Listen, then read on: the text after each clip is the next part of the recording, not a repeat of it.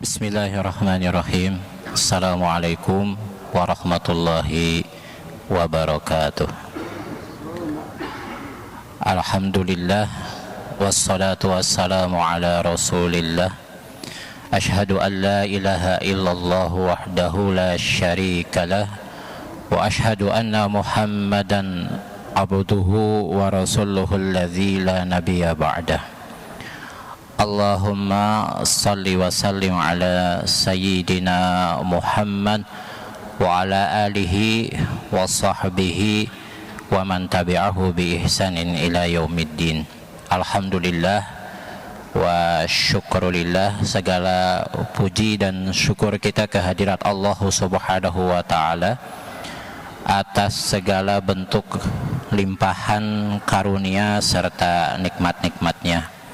Salawat serta salam semoga senantiasa tercurah limpahkan kepada Nabiullah Rasulullah Muhammad sallallahu alaihi wasallam, kepada keluarganya, para sahabatnya, tabi'in, tabi'ut tabi'in, dan semoga dicurahkan pula kepada kita semua selaku umatnya yang senantiasa taat kepada sunnah-sunnahnya.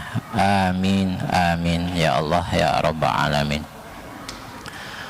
Bapak, Ibu, hadirin wal hadirat yang dimuliakan oleh Allah Subhanahu wa ta'ala, dalam satu hadis yang diriwayatkan oleh Abdullah bin Amr, bahwa beliau meriwayatkan mengatakan, qultu ya Rasulullah, beliau bertanya kepada Rasulullah, ya Rasulullah, qulli fil Islam qawlan la as'alu anhu ahadan ghairak.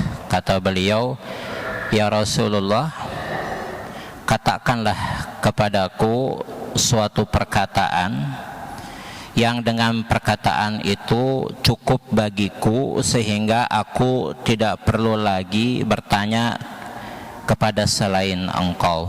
Qala, kemudian Nabi sallallahu alaihi wasallam beliau berkata, beliau bersabda, qul amantu billah summastaqim.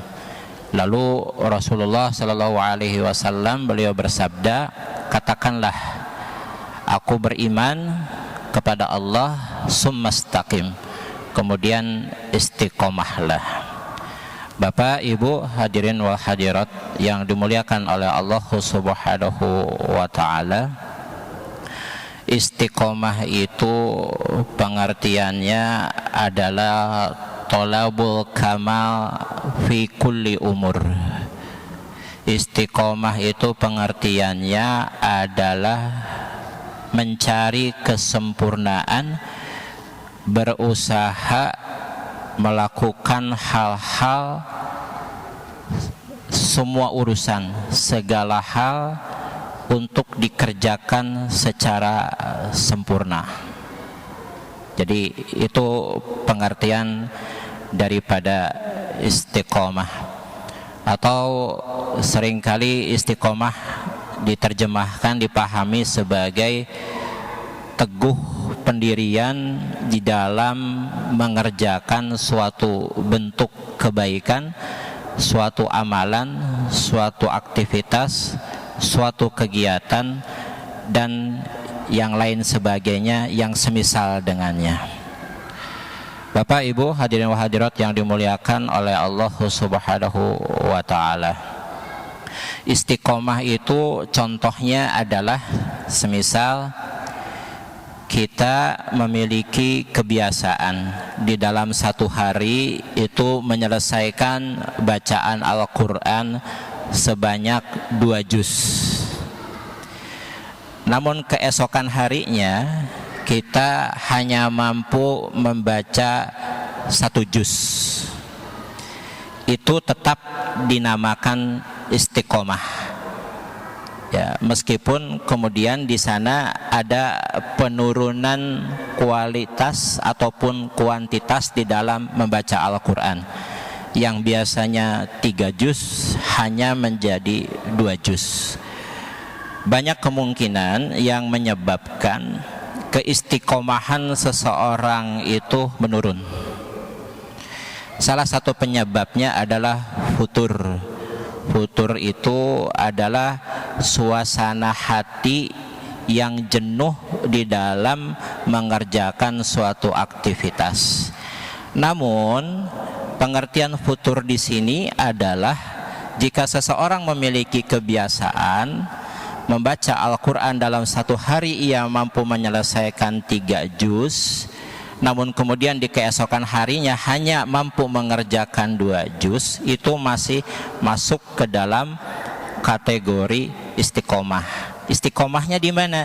Istiqomahnya adalah ia tetap dawam, ia tetap membiasakan dirinya setiap hari membaca Al-Quran. Tidak disebut dengan istiqomah.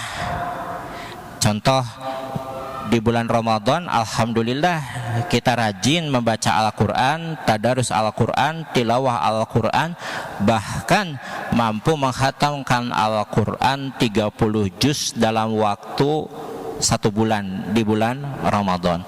Namun kemudian bulan Ramadannya berlalu, masuk ke bulan Syawal, masuk ke bulan Zulqa'dah, masuk bulan Zulhijjah, serta bulan-bulan berikutnya, bahkan hingga akan memasuki bulan Ramadan di tahun berikutnya, Al-Qur'annya tidak pernah dibaca lagi. Itu namanya bukan istiqomah. Jadi mengapa tadi di dalam hadis yang kami kutipkan di awal Nabi mengatakan Qul amantu billah, katakanlah aku beriman kepada Allah, summastaqim, kemudian istiqomahlah, kemudian teguhlah di dalam mengerjakan suatu amalan. Jadi amalan tersebut tidak ditinggalkan sama sekali, karena kata ulama-ulama kita, ciri seseorang itu ia mencintai sholatnya, ciri seseorang itu mencintai Al-Quran. Terkait dengan sholat, dalil cintanya, bukti cintanya adalah seorang mukmin itu mengetahui waktu-waktu sholatnya, kapan zuhur itu dilaksanakan, kapan asar itu dilaksanakan, lalu kemudian maghrib, isya dan subuh itu kapan waktu pelaksanaan sholat-sholat tersebut.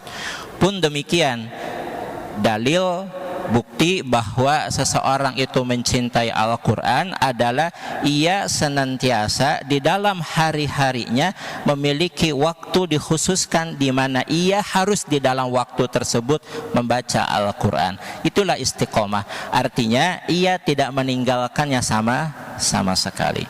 Bapak Ibu hadirin wa hadirat yang dimuliakan oleh Allah Subhanahu wa taala. Kemudian mungkin kita bertanya-tanya, bagaimana cara kita menjaga keistiqomahan kita di dalam melakukan suatu hal? Ulama-ulama kita menjelaskan kepada kita cara menjaga istiqomah. Di antaranya yang pertama adalah hendaknya seorang mukmin itu berteman dengan mukmin yang satu circle, punya kebiasaan, punya hobi kebaikan yang sama. Jika dirinya hobi baca Al-Quran, maka bertemanlah dengan mukmin yang punya hobi membaca Al-Quran, bukan dengan mukmin yang hobi memotoran, Bapak Ibu semua. Karena otomatis dirinya akan terbawa pada kebiasaan temannya. Karena seseorang itu dikatakan betul-betul sangat bergantung kepada lingkungan atau circle pergaulan di mana ia berada. Jadi alhamdulillah, jika selama Ramadan ini hingga hari ini kita telah memasuki hari yang ke-24 di bulan Ramadan ini, kita sudah punya kebiasaan membaca Al-Quran, menjaga sholat tepat pada waktunya. Maka tugas kita yang berikutnya adalah mencari teman yang levelnya, yang circle-nya sama dengan kita, sehingga dengan keberadaan teman tersebut, kebiasaan kita yang sudah kita biasakan di bulan Ramadan ini, di bulan-bulan berikutnya tetap bisa terjaga. Allah Subhanahu wa taala menjelaskan kepada kita, a'udzubillahi samii'il 'aliim minasyaitonir rajim. Haruna akhi ushdud bihi azri wa asyrikhu fi amri kay nusabbihaka katsira wa nuzakkaraka katsira wa nazkuruka katsira. Allah Subhanahu wa taala berfirman, sekaligus ini adalah doa Nabi Musa agar beliau diberi istiqomah di jalan dakwahnya. Nabi Musa berdoa kepada Allah, Haruna akhi, ya Allah, aku punya saudara namanya Harun. Lalu apa kata Musa? Kata Musa, ushdud bihi azri, ya Allah, teguhkanlah, kuatkanlah kekuatanku ini, ya, dengan dibersamai oleh saudaraku Harun. Wa asyrikhu fi amri, ya Allah, aku minta agar Harun saudaraku itu senantiasa bersama-sama denganku di jalan dakwahku. Kainusabbihaka katsira, kalau ada Harun aku bisa lebih bertasbih kepadamu. Kalau ada Harun aku bisa lebih ingat kepadamu. Bapak Ibu yang dimuliakan oleh Allah Subhanahu wa taala, itu doanya Nabi Musa alaihissalam. Beliau minta dihadirkan oleh Allah seorang teman, dan yang diminta kebetulan adalah saudaranya, yakni Nabi Harun, agar dengan Nabi Harun beliau bersama-sama bisa bertasbih, dengan Nabi Harun beliau bersama-sama tetap bisa ingat kepada Allah Subhanahu wa taala. Itu yang pertama. Kemudian yang kedua, agar istiqomah ini tetap terjaga, kewajiban kita yang berikutnya adalah kita tetap harus memiliki waktu, kesempatan di dalam satu minggu untuk hadir di majlis-majlis ilmu. Dalam hal ini kita wajibkan kepada diri kita thalabul ilmi, terutama ilmu tentang agama kita. Wajib hukumnya dalam setiap saat kita mengupgrade, meng-up keilmuan, terutama keilmuan kita tentang agama kita. Itu yang kedua. Kemudian yang ketiga, ya, kiat atau cara menjaga keistiqomahan kita adalah tentunya ad-du'a mukhul ibadah, yakni doa adalah sebagai tulang punggungnya daripada semua apa yang telah kita usahakan. Di antara doa-doa memohon istiqomah adalah, amin insyaallah Bapak Ibu semua sudah dawam, sudah terbiasa berdoa dengan doa tersebut. Doanya adalah Rabbana la tuzigh qulubana ba'da idh hadaitana wa hab lana min ladunka rahmah innaka antal wahhab. Itu doanya Bapak Ibu semua. Atau ada doa yang lain, dan doa ini populer, dan amin insyaallah kita juga terbiasa dengan doa itu. Ya muqallibal qulub sabbit qalbi ala dinik, ya musarrifal qulub sarrif qalbi ala taatik. Itu doa-doa yang kita mohonkan kepada Allah Subhanahu wa taala agar kita senantiasa diberi istiqomah, ya, teguh, senantiasa konsisten di dalam melakukan ketaatan, kebaikan-kebaikan atau ibadah kepada Allah Subhanahu wa ta'ala. Lalu kemudian Bapak Ibu yang dimuliakan oleh Allah Subhanahu wa ta'ala, adakah pahala daripada istiqomah di dalam melakukan kebaikan? Tentu ada pahalanya. Allah Subhanahu wa ta'ala berfirman di dalam surah As-Saffat ayatnya yang ke-30. A'udzu billahi minasyaitonir rajim. Bismillahirrahmanirrahim. Innal ladzina qalu rabbunallahu tsumma istaqamu tatanazzalu alaihimul malaikatu alla takhafu wa la tahzanu wa abshiru bil jannati allati kuntum tu'adun. Dan orang-orang yang mengatakan kami beriman kepada Allah kemudian istiqamah, tatanazzalu alaihimul malaikah, maka Allah akan mengutus para malaikatnya, yang dengan diutusnya malaikat itu berkata kepada orang-orang yang istiqomah ini. Apa yang dikatakan oleh malaikat-malaikat ini? Sesuai dengan perintah Allah, katakanlah kepada mereka orang-orang yang istiqomah, alla takhafu wa la tahzanu wa abshiru bil jannati allati kuntum tu'adun. Satu faidah bagi orang yang istiqomah di dalam jalan Allah atau di dalam kebaikan atau melakukan kebaikan. Yang pertama adalah alla takhafu. Oleh Allah Subhanahu wa taala dijauhkan dari rasa risau, dari rasa takut, daripada rasa khawatir ditimpa oleh hal-hal buruk di kemudian waktu. Jadi orang yang teguh kehidupan beragamanya oleh Allah akan dihilangkan, akan dijauhkan daripada yang namanya khauf, rasa takut, rasa khawatir yang berlebih terhadap hal-hal buruk apa yang akan menimpa dirinya di kemudian waktu. Itu yang pertama. Wala tahzanu, yang kedua, orang yang istiqomah ya tidak akan dihadirkan penyesalan di dalam dirinya. Dijauhkan oleh Allah daripada yang namanya rasa sedih. Hazan itu adalah sedih karena kehilangan sesuatu di masa lalu, dan itu pengaruhnya besar. Kita ambil contoh Bapak Ibu semua. Ada seorang bapak dan ibu, keduanya adalah suami istri, sepasang suami istri, hidup bersama menempuh bahtera rumah tangga, usianya sudah 80 tahun. Lalu kemudian oleh Allah Subhanahu wa taala diwafatkan salah satunya terlebih dahulu. Katakanlah istrinya. Pertanyaannya, apa yang akan terjadi kepada suaminya? Rasa kehilangan, rasa sedih. Selama ini ada teman beriman yang senantiasa memberikan semangat kepada dirinya, lalu kemudian teman hidupnya ini hilang. Bukan tidak mungkin motivasinya, semangatnya dalam beribadah itu akan menurun.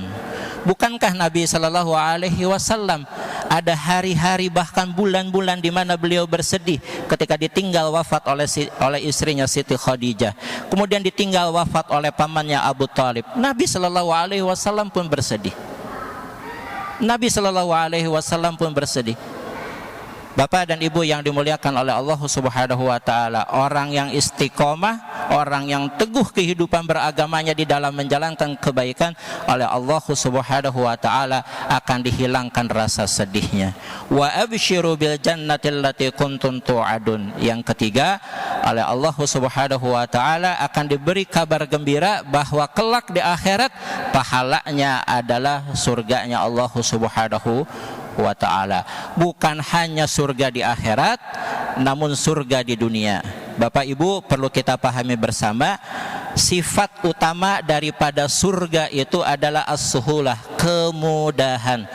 Surga itu tempatnya kemudahan. Bapak Ibu nanti kita di sana, amin insyaallah, apapun permintaan kita itu dimudahkan oleh Allah Subhanahu wa taala. Jika sifat surga sifatnya diturunkan ke bumi, maka sifat surga itu adalah kemudahan, maka hidup kita diberi kemudahan oleh Allah Subhanahu wa taala. Siapapun di antara kita istiqomah di dalam beragama, menjalankan kebaikan-kebaikan, maka oleh Allah Subhanahu wa taala hidupnya senantiasa diberi kemudahan fi kulli umur, di dalam semua urusannya, di dalam semua kehidupannya, dunianya, amin insyaallah akhiratnya. Subhanakallahumma wa bihamdika asyhadu an la ilaha illa anta astaghfiruka wa atubu ilaik. Billahi taufiq wa hidayah. Assalamualaikum warahmatullahi wabarakatuh.